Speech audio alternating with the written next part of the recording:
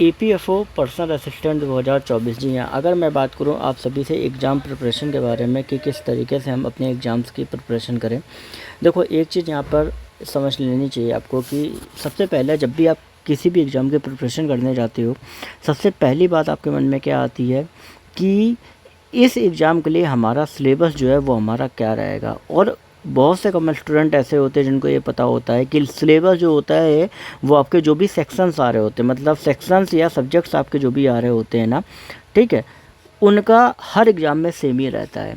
अब जैसे यहाँ पर अगर मैं बात बता दूँ, यहाँ पर टोटल 4 सब्जेक्ट्स हैं। कौन कौन से आपके, पहला कौन सा आपके हैं, 4 सब्जेक्ट्स है। पहला आपका कौन सा है, रीजनिंग और कंप्यूटर एप्टीट्यूड है। दूसरा आपका कौन सा है, क्वांट का है। तीसरा आपका कौन सा है, जीए का है। चौथा आपका कौन सा है, ये जी एंड जी के दोनों है। चौथा आपका कौन सा है, आपका इंग्लिश का है। ठीक है, ये 4 तो आपको समझ में आ गए, लेकिन अब यहाँ पे प्रिपरेशन करने के लिए इन चारों को पढ़ना अच्छे से बहुत ज़्यादा ज़रूरी है। और सबसे इम्पोर्टेंट ये है कि ये जो एग्ज़ाम है अगर यूपीएससी कंडक्ट करा रहा है तो क्या यहाँ पे क्वेश्चन आपके टफ होंगे, ये भी सवाल है।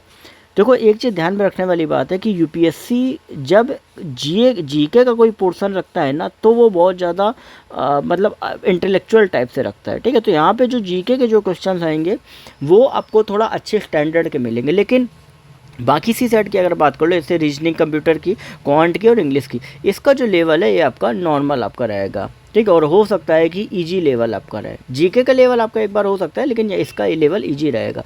तो आपको कोशिश करनी है इन पोर्शन पे ज़्यादा ध्यान देने की, क्योंकि ये पोर्शन जो होता है उसमें आप कंफर्म कभी नहीं कर सकते मेरे मार्क्स ज़्यादा आएंगे, लेकिन इन पोर्शन पे आपके ज़्यादा आ सकते हैं। और आपको पता है कि कितना पेपर है, 300 मार्क्स का पेपर है। 75 क्वेश्चन जो होंगे वो आपके ईच सेक्शन में आपके आएंगे। 4 सेक्शन है, 300 मार्क्स का पूरा पेपर है और 300 क्वेश्चन आपके आएंगे अलग अलग, 4 उसके मिला के 75 बीच है। तो अगर आप 75 3 सब्जेक्ट में भी अगर आप देखो ना, तो यहाँ पर आपका जो पूरा अगर आप देखोगे तो 225 नंबर आपका होता है। ठीक है, 75 अब बचा जीके में। अगर इस 225 में अगर आप 180 मार्क्स भी ले आते हो और इधर 75 में अगर आप मान लो मुश्किल से 30 नंबर भी ले आए या 20 नंबर भी ले आए, तो भी आपका 200 स्कोर। और 200 स्कोर स्टेनोग्राफी का कोई अगर एग्ज़ाम हो रहा है तो बहुत हाई है अगर आप देख रहे हो तो मेरा सिर्फ इतना कहने का मतलब है कि जब भी आप अपनी प्रिपरेशन कर रहे हो ना, तो पहले उठाओ इंग्लिश सब्जेक्ट्स को। इंग्लिश को आपने उठाया, इंग्लिश में क्या क्या चीज़ें आती हैं। पहली चीज़ कंप्रहेंशन तो आपको एक तो देखने को मिलेगा ही मिलेगा। दूसरा क्लोज टेस्ट भी आपको मिलेगा। तीसरा एरर्स भी आपको मिलेंगी। चौथा फ्रेज आपका रिप्लेसमेंट का भी आपका ऑप्शन मिलेगा। पाँचवा इडियम एंड फ्रेजेस का भी आपको मिलेगा। छठवां सिनोनिम्स का भी आपको ऑप्शन मिलेगा। सातवां डायरेक्ट इनडायरेक्ट का भी है, एक्टिव पैसिव का भी हो सकता है। तो ये जो भी ऑप्शंस आपको इंग्लिश में दिख रहे हैं, ये सारे ऑप्शंस आपको मिलेंगे। और ये जितने भी ऑप्शंस हैं ये आपके एसएससी के एग्ज़ाम में भी आते हैं। अभी कुछ दिनों पहले ईपीएफओ का एसएससी का हुआ था, उसमें भी आपके आए थे। और बाकी जितने भी अलग अलग एग्ज़ाम्स होते हैं सारे सिलेबस इसी में ही आएंगे। मैं आपको फिर भी बता रहा हूँ कि यूपीएससी करा रहा है तो इसका मतलब ये नहीं कि आपका पेपर टफ देगा, ऐसा नहीं है। पेपर हो सकता है जीके का थोड़ा अच्छा है, बाकी आपका पेपर पूरा सेम रहेगा।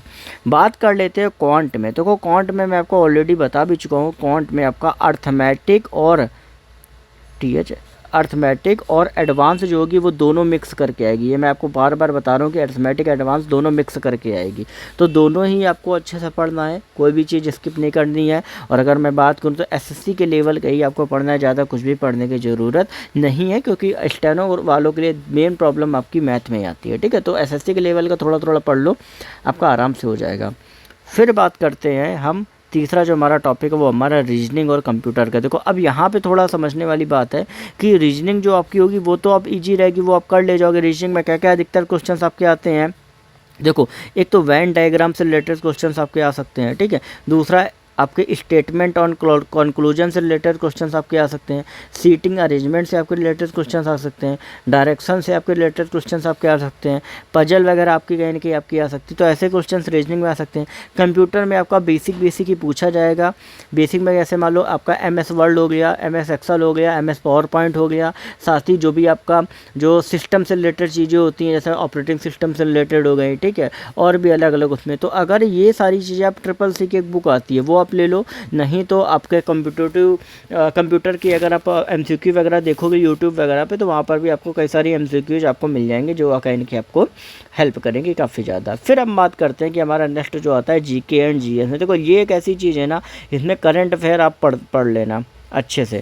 इसके बाद ज़्यादातर क्वेश्चन जो है वो MCQ जो है हिस्ट्री वगैरह के जो भी है वो यूट्यूब में आप देख लो या कहीं पर भी MCQ जितना ज़्यादा उसके लगाओ, क्योंकि जितने ज़्यादा MCQ लगाओगे ना उतना ही कहीं ना कहीं आपको थोड़ा एक अंदाज़ा आएगा कि किस किस तरीके से क्वेश्चन आपके पूछेंगे। अगर एकदम से पढ़ना आप चालू कर दोगे ना, आप कभी नहीं तैयार कर पाओगे पूरी GK। तो ये कोशिश करो स्टैटिक GK में भी। अब स्टैटिक GK की जो एक्सल है, क्योंकि जब आप कोई सवाल लगाते हो ना, कोई मान लो MCQ लगाया, तो फिर क्या होता है आपको समझ में आ जाता है कि अच्छा ये MCQ इस तरीके से पूछा, इसका ये आंसर था।